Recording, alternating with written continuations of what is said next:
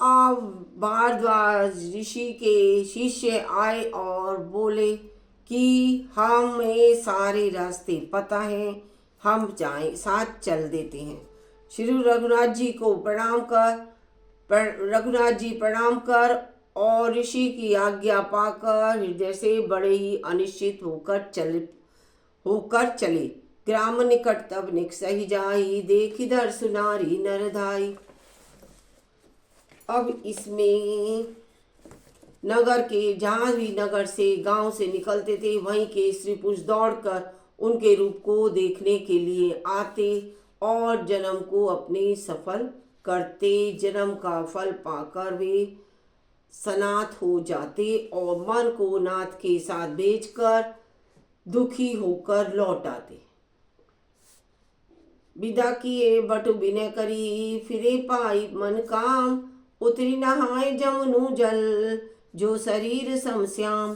तदंतर श्री राम जी ने विनती करके चारों ब्रह्मचारियों को विदा किया। वे मनचाही वस्तु पाकर लौटे, यानी भक्ति उन्हें प्राप्त हुई राम के साथ जाने से। और यमुना जी के पार उतर कर सबने यमुना जी के जल में स्नान किया, जो श्री राम जी के शरीर के समान ही श्याम रंग की थी। सुनत तिरबाजी नर नारी, धाये निज निज काज विसारी, लखन राम सिय सुंदरताई, देखी करई निज भाग्य बढ़ाई। यमुना जी के किनारे पर रहने वाले स्त्री पुरुष सभी यह सुनकर निषाद के साथ दो परम सुंदर सुकुमार नवयुवक और एक परम सुंदरी आ रही हैं कि निषाद राज के साथ। तब अपना अपना काम भूलकर दौड़कर लक्ष्मण सीता और राम को देखने के लिए पहुंचने लगे और अपने भाग्य को बड़ाई करने लगे। अति लालसा बसई बन मन माही, नाऊ गाओ भूछय सकुचाही, जे तिने महु बै बरिद स्याने, तिन करी जुगुति राम पहचाने। उनके मन में बहुत सी लालसाएं भरी हैं, पर वे राम नाम गांव पूछते सकुचाते हैं।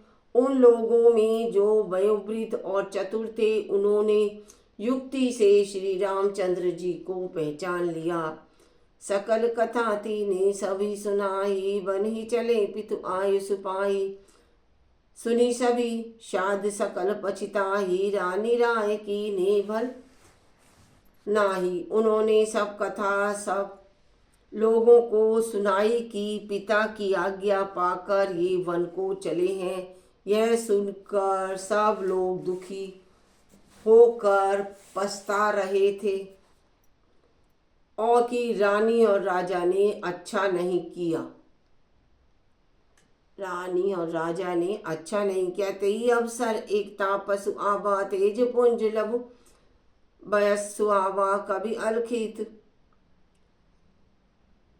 अलखित गति बेशु विरागी, मन क्रम वचन राम अनुरागी। उसी अवसर पर वहां एक तपस्वी आया जो तेज का पुंज, छोटी अवस्था का और सुंदर था। उसकी गति कवि नहीं जानते।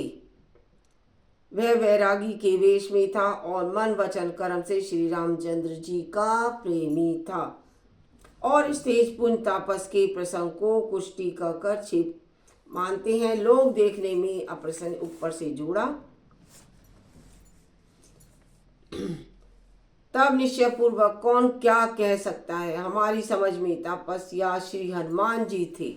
ध्यानस तुलसीदास जी।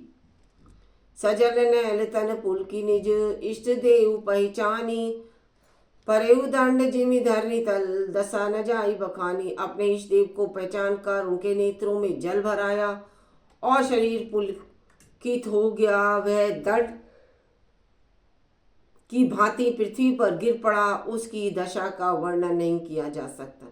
राम सप्रेम पुलकी उरलावा, परम रंक जनु पार सुपावा, मनु प्रेम पर न परमारथ दो, मिलत धरे तन कै सबको। श्री राम जी ने प्रेम पूर्वक पुलकित होकर उसको हृदय से लगा लिया और मानो कोई महादरिद्री मनुष्य पा गया है। सब कोई कहने लगे कि मानो प्रेम और परमार्थ दोनों शरीर धारण करके मिल रहे हैं।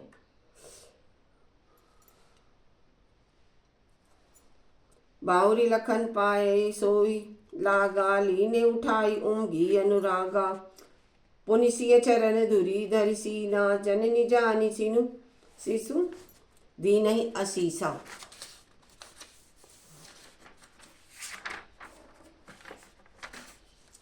फिर वे लक्ष्मण जी के चरणों लगा, लक्ष्मण जी के पैरों को छुआ।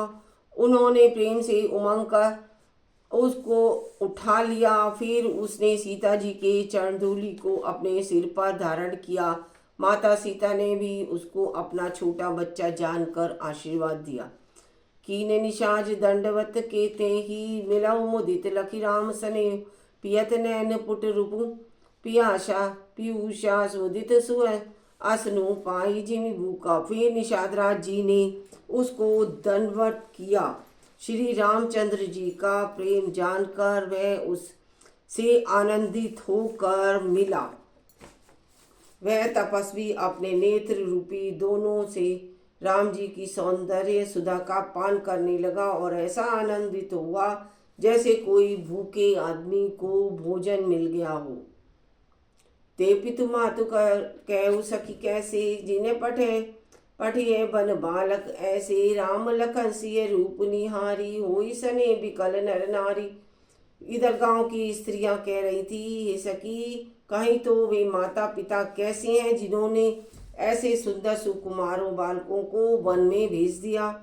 राम लक्ष्मण सीता के रूप को देख देख कर निहार रही और व्याकुल हो रही।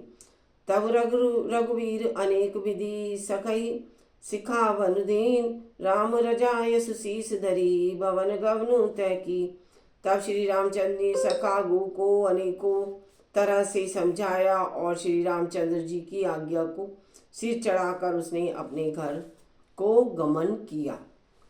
पुनिसिय राम लखन कर जोरी, जमुनई की ने प्रणाम बहोरी। चले सहसी ससिए मुदित दो भाई, रवि तनुज के करत बढ़ाई। फिर सीता जी राम जी और लक्ष्मण जी हाथ जोड़कर यमुना जी को पुनः प्रणाम करके वहां से सूर्य कन्या यमुना जी की बड़ाई करते हुए सीता सहित दोनों भाई प्रसन्नता पूर्वक आगे बढ़े।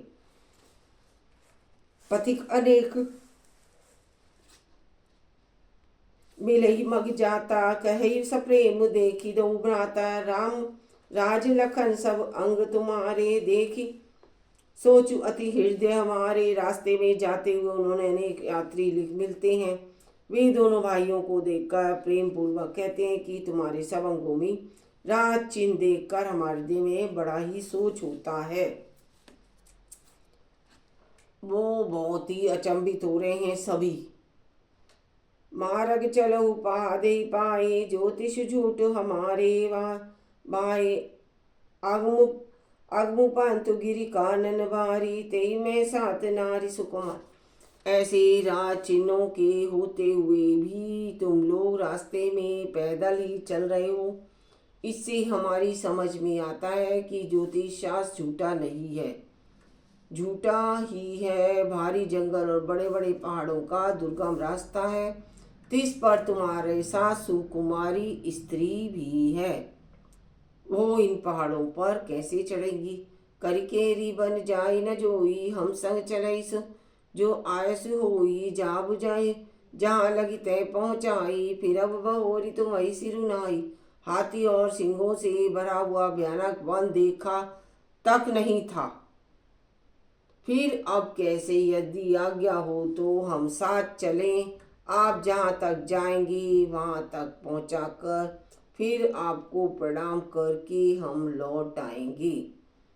ए विधि पूछई प्रेम बस, पुलक गात जलु नैन। कृपा सिंधु फेरई नहीं, कई बिनती मृदु नैन।